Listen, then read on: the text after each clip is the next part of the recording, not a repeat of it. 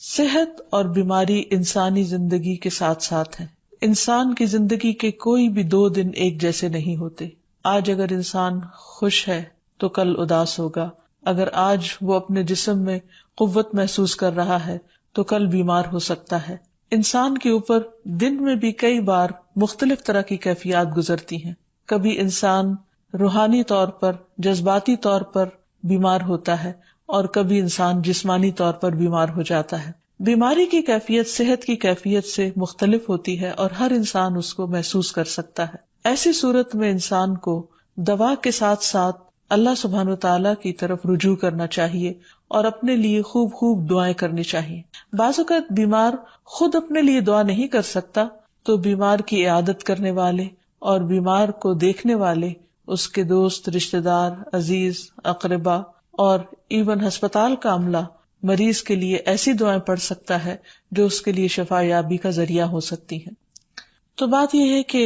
انسان ہر حال میں اپنے رب کا محتاج ہے اور اسے اپنی ہر ضرورت کے لیے اپنے رب کی طرف رجوع کرنا چاہیے، اور خصوصاً قبولیت کے مواقع پر رات کا پچھلا پہر اس کے لیے بہت مناسب ہے، جب اللہ سبحانہ وتعالیٰ بندوں کو پکارتے ہیں کہ ہے کوئی جو مجھ سے دعا کرے تو میں اس کی دعا قبول کر لوں، ہے کوئی جو مجھ سے سوال کرے تو میں اس کو جواب دوں، ہے کوئی جو مجھ سے استغفار کرے تو میں اس کو بخش دوں. تو جب انسان بیمار ہو اور خصوصاً اگر ایسی بیماری کا شکار ہو کہ جس میں بظاہر شفا کی کوئی امید نہ ہو تو اسے اور بھی زیادہ خشوع و خضوع کے ساتھ اور ایسے اوقات میں اللہ تعالیٰ کی طرف رجوع کرنا چاہیے کہ جلد از جلد صحت یابی ہو سکے. اور اس سلسلے میں کبھی بھی انسان کو اللہ تعالیٰ سے مایوس نہیں ہونا چاہیے. پھر یہ بات یاد رہے کہ جب انسان دعا کرے تو اس سے پہلے اللہ سبحانہ وتعالیٰ کی تعریف کے کلمات کہنا نہ بھولے. تو آئیے آج ہم آپ کو دعا کرنے سے پہلے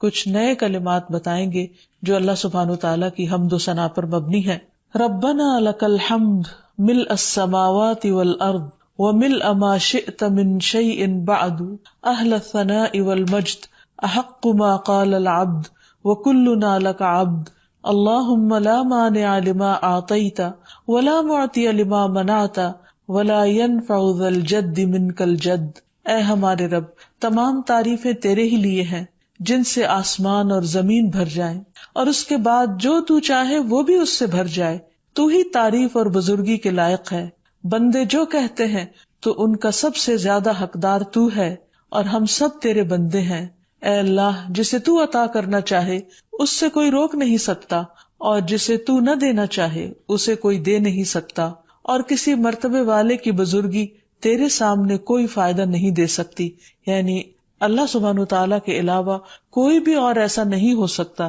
جو انسان کی مشکل کو آسان کر سکے. تو آئیے اس کے ساتھ ہم دیکھتے ہیں کہ بیماری کے اسباب کیا ہوتے ہیں، بیماریاں کیوں آتی ہیں. سب سے پہلی بات تو یہ کہ بیماری اللہ کے اذن سے آتی ہے. جب تک اللہ سبحانہ وتعالیٰ کا اذن نہ ہو انسان پر کوئی کسی قسم کی مشکل آ نہیں سکتی. قرآن مجید میں آتا ہے ما اصاب من مصیبت الا باذن اللہ. جو بھی مصیبت آتی ہے وہ اللہ کے اذن سے آتی ہے اور وہ تقدیر کا حصہ ہوتی ہے، اور اس میں اللہ سبحانہ وتعالیٰ کی حکمت اور مشیت کار فرما ہوتی ہے. اور وہ کیا ہو سکتی ہے؟ مثلاً اللہ تعالیٰ کسی بندے کے ساتھ بھلائی کا ارادہ کرتے ہیں، اس کے گناہ معاف کرنا چاہتے ہیں، اس کو کسی خاص چیز کی سمجھ دینا چاہتے ہیں تو اسے تکلیف میں مبتلا کر دیتے ہیں. کیونکہ بعض اوقات انسان زندگی میں اتنا مصروف ہوتا ہے اپنے روزانہ کے روٹین کے کاموں میں کہ وہ ٹھہر کر، رک کر، خاموشی کے ساتھ وقفہ لیے بغیر کوئی ایسی بات سوچتا نہیں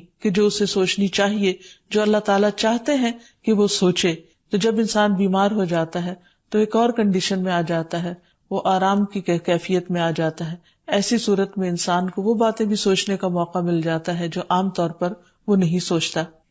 پھر اسی طرح ہمیں ہمارا دین یہ بھی بتاتا ہے کہ بعض اوقات انسان پر بیماری یا کوئی بھی تکلیف اس کے اپنے ہاتھوں کی کمائی سے آتی ہے، یعنی اس کا اپنا کوئی گناہ یا قصور ہوتا ہے جس کی بنا پر اسے وہ تکلیف پہنچتی ہے. قرآن مجید میں آتا ہے وَمَا أَصَابَكُم مِّن مُّصِيبَةٍ فَبِمَا كَسَبَتْ أَيْدِيكُمْ وَيَعْفُو عَن كَثِيرٍ. اور تمہیں جو بھی مصیبت پہنچی تو وہ اس وجہ سے ہے جو تمہارے ہاتھوں نے کمایا، اور وہ بہت سی چیزوں سے درگزر کر جاتا ہے. اسی طرح بعض اوقات انسان کی بیماریاں اس کے کسی گناہ کا نتیجہ ہوتی ہیں۔ عمر رضی اللہ عنہ نے جب عباس رضی اللہ عنہ سے بارش کی دعا کرنے کے لیے کہا تو انہوں نے کہا، اے اللہ، بے شک مصیبتیں گناہوں کی وجہ سے ہی نازل ہوتی ہیں اور انہیں صرف توبہ ہٹا سکتی ہے۔ پھر اسی طرح ایک اور روایت میں آتا ہے، رسول اللہ صلی اللہ علیہ وسلم نے فرمایا، جب بھی کسی رگ یا آنکھ کو نقصان پہنچتا ہے تو وہ کسی نہ کسی گناہ کی وجہ سے ہوتا ہے،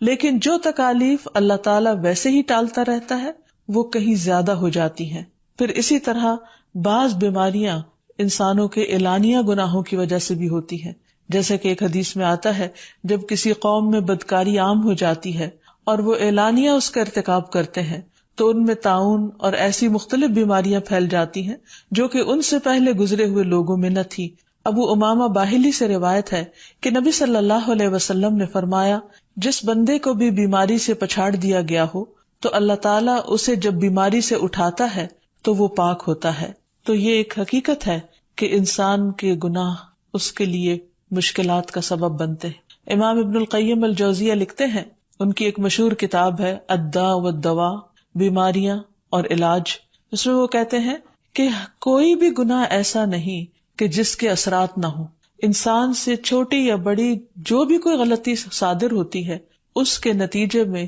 کچھ نہ کچھ اثرات اس کی زندگی پر ضرور پڑتے ہیں۔ ہاں، اگر اللہ تعالیٰ معاف کر دے تو وہ اور بات ہے، ورنہ ہر گناہ کی ایک تاثیر ہوتی ہے، اور ان تاثیرات میں سے ایک چیز یہ ہے کہ انسان مختلف قسم کی بیماریوں میں مبتلا ہو جاتا ہے۔ اسی لیے ہم دیکھتے ہیں کہ جب انسان بیماری میں مبتلا ہوتا ہے تو اللہ تعالیٰ اس بیماری کو اس کے گناہوں کا کفارہ بنا دیتے ہیں۔ جیسے حدیث میں آتا ہے کہ جس مسلمان کو کانٹا چبھے یا اس سے زیادہ کوئی تکلیف پہنچتی ہے تو اللہ تعالیٰ اس کے ذریعے اس کے گناہوں کو اس طرح دور کر دیتا ہے جس طرح درخت سے اس کے پتے جھڑتے ہیں۔ تو اس سے ہمیں یہ پتہ چلتا ہے کہ بیماریوں کے آنے کے مختلف اسباب ہوتے ہیں۔ بیماری بہرحال جس بھی وجہ سے آئے، لیکن اصل چیز دیکھنے کی یہ ہے کہ مومن کا رویہ کیا ہے۔ مومن کو اگر کوئی کانٹا بھی چبھتا ہے تو وہ اس پر صبر کرتا ہے۔ اس لیے بیماری یا تکلیف کے آنے پر انسان کو اللہ سے راضی رہنا چاہیے، شکوہ نہیں کرنا چاہیے، کیونکہ جو اللہ سے راضی ہو جاتا ہے کسی آزمائش پر، اللہ تعالیٰ بھی اس سے راضی ہو جاتا ہے۔ پھر اسی طرح اللہ تعالیٰ کا شکر ادا کرنا چاہیے، کیونکہ بیماری اس سے زیادہ شدید بھی ہو سکتی تھی، لہٰذا انسان کو اللہ تعالیٰ جس حال میں رکھے انسان اس پر شکر گزار رہے۔ پھر یہ کہ انسان کسی بھی بیماری میں کسی بھی قسم کی ہو اور زندگی کے کسی بھی حصے میں ہو، اس میں مایوس نہ ہو، پر امید رہے کہ بیماری دور ہو جائے گی۔ پھر اسی طرح اگر بیماری طول پکڑ جائے تو انسان کو گھبرانا نہیں چاہیے، کیونکہ ہر گزرنے والا لمحہ انسان کے درجات میں اضافے کا سبب بنتا ہے اور اس کے گناہ مسلسل جھڑتے چلے جاتے ہیں حتیٰ کہ انسان بالکل پاک صاف ہو جاتا ہے۔ پھر اسی طرح انسان کو بیماری کی حالت میں دوسروں سے شکوے شکایات نہیں کرنی چاہیے، کیونکہ بیماری اللہ کے اذن سے آتی ہے، اور جب انسان ہر ایک کے آگے رونے لگتا ہے تو گویا وہ اللہ تعالیٰ کا شکوہ کر رہا ہوتا ہے، جو چیز اللہ تعالیٰ کو پسند نہیں۔ پھر اسی طرح منہ سے برے الفاظ نہیں نکالنے چاہیے، بیماریوں کو کوسنا نہیں چاہیے، اور پھر ایسے الفاظ نہیں ادا کرنے چاہیے کہ مجھے لگتا ہے کہ اس بیماری میں میری زندگی چلی جائے گی، یا یہ کہ کسی مریض کی عیادت کے لیے جا کر اس کو اس قسم کی بات نہیں کرنی چاہیے، خواہ کتنی ہی خطرناک بیماری کیوں نہ ہو، ہمیشہ اسے امید دلانے چاہیے، کیونکہ مایوسی کے الفاظ اور برے بھلے اور منفی قسم کی باتیں اللہ تعالیٰ کو پسند نہیں، اور انسان ویسے بھی جیسے سوچتا ہے پھر اس کے ایکشن اس کے مطابق ہونے لگتے ہیں۔ اب یہ ہے کہ انسان بیماری میں دوا ضرور کرے، کیونکہ حدیث میں آتا ہے کہ اللہ تعالیٰ نے کوئی بیماری ایسی نہیں اتاری جس کے لیے دوا نہ اتاری ہو۔ ہاں، جسے معلوم ہو اسے معلوم ہوتا ہے، اور جسے نہیں معلوم ہوتا اسے نہیں معلوم ہوتا۔ بعض اوقات اللہ تعالیٰ ڈاکٹر کے دل میں ڈال دیتا ہے اور اس کا علاج اس کو سمجھ میں آ جاتا ہے، اور بعض اوقات وہ بیماری لا علاج ہوتی ہے، حالانکہ اس کا علاج موجود ہوتا ہے مگر کسی کو بھی علاج سمجھ میں نہیں آتا۔ بہرحال نوعیت کچھ بھی ہو تو علاج ضرور کراتے رہنا چاہیے، اور کبھی مایوس نہیں ہونا چاہیے کہ اس بیماری کا علاج ہو نہیں سکتا، نہیں، ایک کے بعد ایک کوشش انسان کرتا رہے، اور جب اللہ کا اذن ہوگا بیماری دور ہو جائے گی۔ اور اس کے ساتھ ساتھ انسان یہ بھی یقین رکھے کہ شفا اللہ کے ہاتھ میں ہے، کسی ڈاکٹر کے ہاتھ میں نہیں، کسی انسان کے ہاتھ میں نہیں، کیونکہ جب تک اللہ کا اذن نہ ہو شفا نہیں ہو سکتی، خواہ کوئی کتنا بھی بڑا ڈاکٹر کیوں نہ ہو۔ اسی لیے نبی صلی اللہ علیہ وسلم کی دعاؤں کے آخر میں آتا ہے کہ لا شفا الا شفاؤک، کوئی شفا نہیں مگر تیری ہی شفا، یعنی جو اللہ سبحانہ وتعالی اپنے بندے کو شفا عطا کرے۔ پھر اسی طرح یہ ہے کہ حضرت ابراہیم علیہ السلام نے اللہ سبحانہ وتعالی کے بارے میں فرمایا تھا کہ وَإِذَا مَرِضْتُ فَهُوَ يَشْفِينِ، کہ جب میں بیمار ہوتا ہوں تو وہی مجھے شفا دیتا ہے، یعنی اللہ تعالیٰ ہی اس بیماری کو دور کرتا ہے۔ اسی طرح ایک اور روایت سے بھی پتہ چلتا ہے کہ شفا دراصل اللہ سبحانہ وتعالیٰ کے ہاتھ میں ہے۔ حضرت عائشہ سے مروی ہے کہ رسول اللہ صلی اللہ علیہ وسلم دم کیا کرتے تھے اور یہ دعا پڑھتے تھے، امسح البأس رب الناس بیدک الشفاء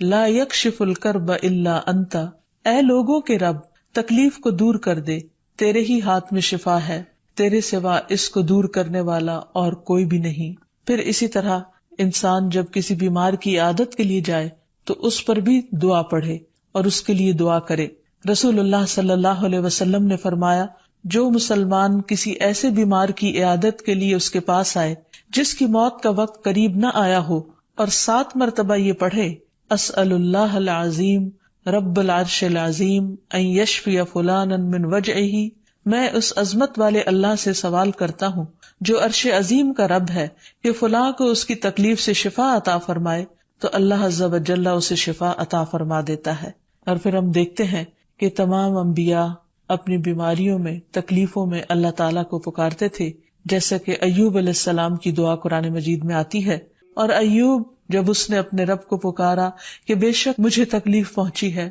اور تو رحم کرنے والوں میں سب سے زیادہ رحم کرنے والا ہے، تو ہم نے اس کی دعا قبول کر لی، بس اسے جو بھی تکلیف تھی اسے دور کر دیا اور اسے اس کے گھر والے اور ان کے ساتھ ان کی مثل اور عطا کر دیے اپنے پاس سے رحمت کے لیے اور ان لوگوں کی یاد دہانی کے لیے جو عبادت کرنے والے ہیں۔ اسی طرح رسول اللہ صلی اللہ علیہ وسلم نے ایک اور موقع پر ایک صحابی عثمان بن ابی عاص الثقفی کو ایک دعا سکھائی۔ جب وہ نبی صلی اللہ علیہ وسلم کے پاس حاضر ہوئے، وہ کہتے ہیں مجھے اتنی تکلیف تھی کہ قریب تھا کہ وہ مجھے ہلاک کر دیتی، تو نبی صلی اللہ علیہ وسلم نے مجھے فرمایا، اس درد کی جگہ پر اپنا دایاں ہاتھ رکھو اور 7 مرتبہ کہو، بسم اللہ اعوذ بعزت اللہ وقدرتہ من شر ما اجد واحاذر، اللہ کے نام کے ساتھ میں پناہ مانگتا ہوں اللہ کی عزت کی اور اس کی قدرت کی اس شر سے جو میں محسوس کرتا ہوں، یعنی اس تکلیف سے بچنے کے لیے جو مجھے محسوس ہو رہی ہے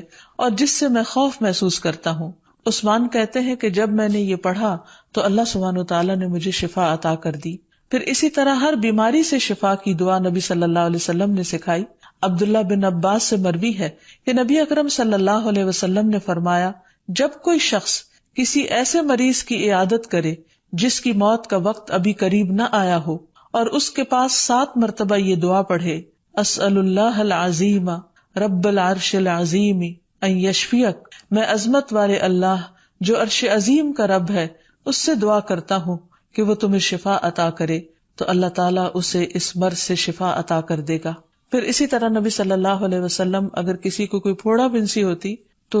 اپنے لعاب دہن کے ساتھ زمین کی مٹی تھوڑی سی لے کر اس درد تکلیف والی جگہ پر لگاتے تو اس سے بھی شفا ہوتی۔ حضرت عائشہ کہتی ہیں کہ جب کسی انسان کے عضو میں کوئی تکلیف ہوتی، پھوڑا یا زخم ہوتا، تو نبی صلی اللہ علیہ وسلم اپنی انگلی اس طرح رکھتے، اور سفیان جو راوی ہیں انہوں نے اپنی شہادت کی انگلی زمین پر رکھی، پھر اسے اٹھا کر فرمایا، بسم اللہ تربت اردنا بریقت بعدنا لیشفى به سقیمنا باذن ربنا، اللہ کے نام کے ساتھ ہماری زمین کی مٹی ہمارے رب کے حکم سے ہم میں سے بعض کے تھوک کے ساتھ ہمارے بیمار کو شفا دی جائے۔ یعنی لعاب دہن کا اپنا ایک اثر ہوتا ہے، اور لعاب دہن جو ہے ایک طرح سے دوا کا کام کرتا ہے، اور اللہ کا نام لے کر جب لعاب دہن لگایا جائے تو شفا ہوتی ہے۔ جیسے کہ ایک اور موقع پر نبی صلی اللہ علیہ وسلم نے ایک جلے ہوئے مریض کے اوپر یہی دعا پڑھ کر لعاب دہن لگایا تو اللہ تعالیٰ نے اس مریض کو شفا یاب کر دیا، اور وہ دعا تھی،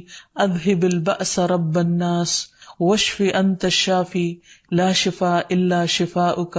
شفاء لا یغادر سقما۔ پھر اسی طرح ایک موقع پر ایک قبیلے کے سردار کو جب بچھو نے کاٹ لیا اور اس کے جسم میں زہر پھیل گیا تو ایک صحابی نے سورۃ الفاتحہ پڑھ کر اس پر دم کیا تو اس سے اس کو شفا ہو گئی، اور یہ بات جب نبی صلی اللہ علیہ وسلم کو بتائی گئی تو آپ اس پر خوش ہوئے۔ اور سورۃ فاتحہ سب لوگوں کو آتی ہے، اسی لیے اس کا نام سورۃ الشفا بھی ہے، کیونکہ یہ بیماری میں بطور علاج پڑھی جاتی ہے مریض پر، مریض خود بھی پڑھ سکتا ہے اور اس کے اٹینڈنٹس بھی اس پر پڑھ سکتے ہیں۔ حضرت علی رضی اللہ تعالیٰ عنہ کہتے ہیں کہ نبی صلی اللہ علیہ وسلم کو بچھو نے ڈس لیا اور آپ نماز پڑھ رہے تھے۔ جب آپ نماز سے فارغ ہوئے تو آپ نے فرمایا، اللہ تعالیٰ بچھو پر لعنت کرے، یہ نہ نمازی کو چھوڑتا ہے نہ کسی اور کو۔ پھر آپ نے پانی اور نمک منگوایا، آپ اس پر ملتے جا رہے تھے اور یہ صورتیں پڑھ رہے تھے، قل یا ایھا الکافرون وقل اعوذ برب الفلق اور قل اعوذ برب الناس۔ تو یہ بھی ایسے مواقع پر پڑھی جا سکتی ہیں۔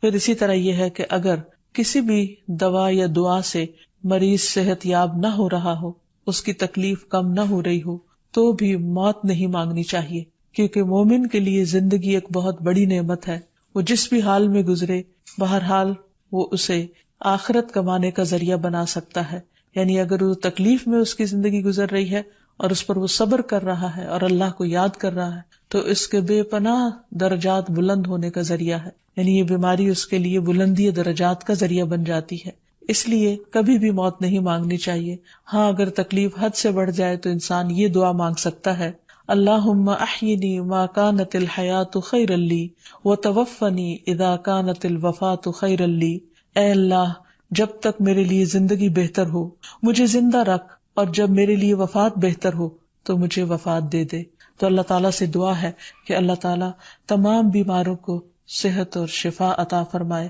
اور ہمیں بیماری اور آزمائش کے موقع پر اپنی طرف رجوع کرنے کی توفیق دے، اور ہر طرح کے شرک اور ایسے کاموں سے بچائے جو اس کو ناراض کرنے والے۔ وآخر دعوانا ان الحمد للہ رب العالمین۔ السلام علیکم ورحمۃ اللہ وبرکاتہ۔